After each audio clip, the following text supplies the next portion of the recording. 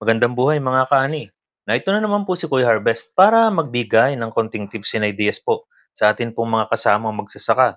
Ang pag-uusapan po natin ngayon ay yung ikalawang klase ng bakterya na dumadapo po sa ating palayan. Ano po? Una, 'di ba, pinag-usapan natin yung bacterial leaf blight. So ito yung isang klase pa ng bakterya, no? Yung tinatawag po natin na bacterial leaf streak. Okay po. So, okay po. Bakit po ba nagkakaroon ng mga sakit ang palay?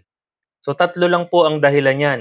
Una, presensya ng organismo sa palayan or yung tinatawag natin na pathogen. Siya yung nagdadala ng sakit o siya yung sakit.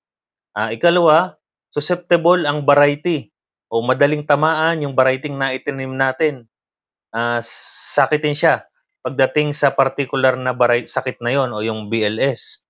Ikatlo, paiba-iba ang panahon. Napaka-paborable sa pagdami ng sakit. Yung maulan ngayon, biglang iinit, tapos mahangin pa, yan po. So yan po ay paborable sa pagdami ng sakit.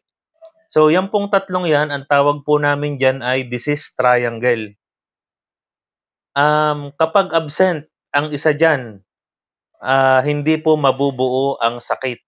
Halimbawa, hindi favorable ang environment, kahit present ang pathogen at saka ang host plant o yung susceptible na variety, hindi po mabubuo.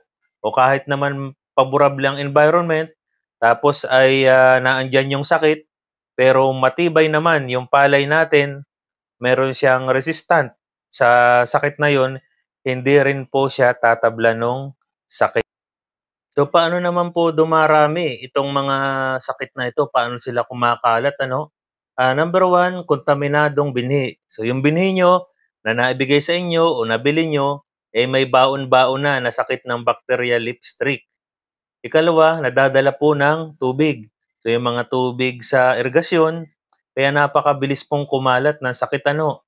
At ang tinatamaan nga niyan, yung susceptible na variety. Infeksyon sa dahon. Ayan. So, makikita natin yung infeksyon sa dahon, mabilis mag-multiply ho yan. Bawat segundo, mabilis siyang mag-multiply, magparami. At yung isa pa, yung kontaminadong dayami. Yun nga, ang problema, kapag hindi natin kilala yung bacterial leaf streak at yung dayami ay naikalat pa natin sa damuhan, ay sa palayan, yun ang magiging problema, makakahawa pa yan doon sa palay nating itatanim, lalo na't susceptible pala. Okay, so paano po ba natin makikilala itong bacterial leaf streak? So ito po yung pattern niya, no. Yung pong unang tama sa palay, makikita natin sa dahon, sa parteng gitna ng dahon siya nagsisimula, parang meron lamang siyang kulay brown na guhit, ganyan, ano po. Pagkatapos habang tumatagal, mga ilang araw, ayan, medyo mapapansin niyo na yung pattern, guhit siya na pababa, pahaba, 'yan, pahaba ng mga guhit. So walang exact na design kung saan magsisimula, basta siya ay pababa ng pababa na guhit o pahaba. At yung 'pag malala na, mapapansin niyo na nag-a-alternate na yung guhit, nagsasanib-sanib na at nagke-create na ng mas malapad o mas mahaba na guhit. So unlike po sa bacterial leaf blight, ang bacterial leaf blight nagsisimula dun sa dulo, ang sugat papunta sa tigkabilang tagiliran. Ito pong bacterial leaf streak, nagsisimula po sa gitna ang guhit. So guhit-guhit siya. Ngayon po, subukan niyong putulin yung dahon, ano?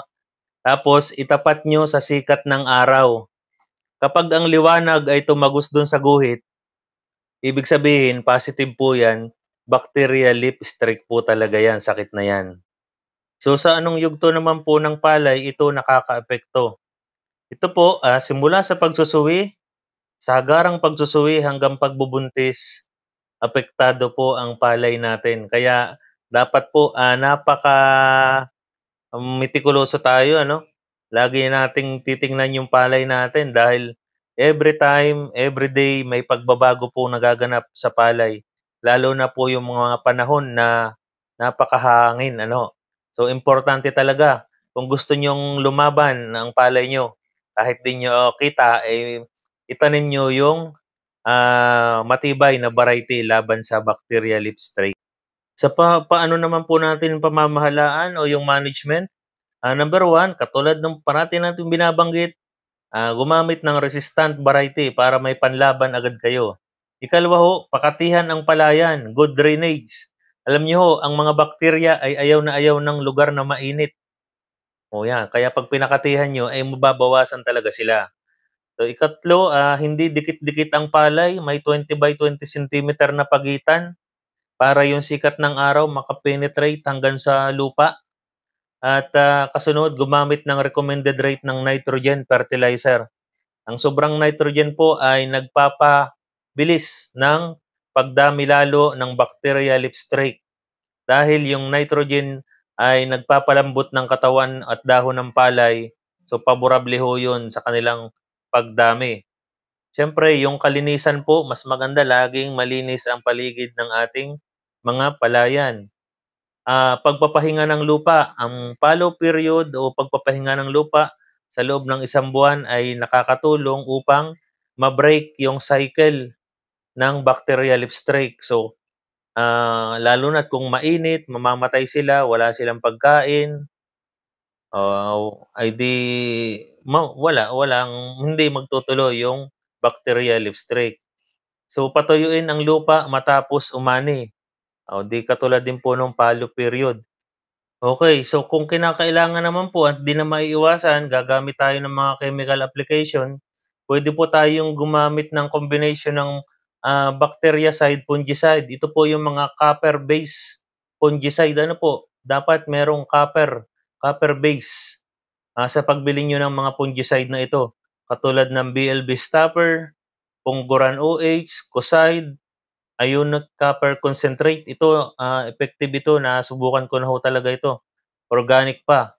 So, dapat po susundin lamang yung mga nakasulat do'n sa label ano para sa, ulit na pag-i-spray. Ano po, ayan makikita niyo naman po sa label nung bibilhin niyo na, fungicide copper base, 'yan po. So, 'yun lamang po ang konting, mashe-share ko tungkol sa bacterial leaf streak. Like and share and subscribe na rin po kung nagustuhan niyo po itong ating pong topic na ito, para ma-update po kayo parati.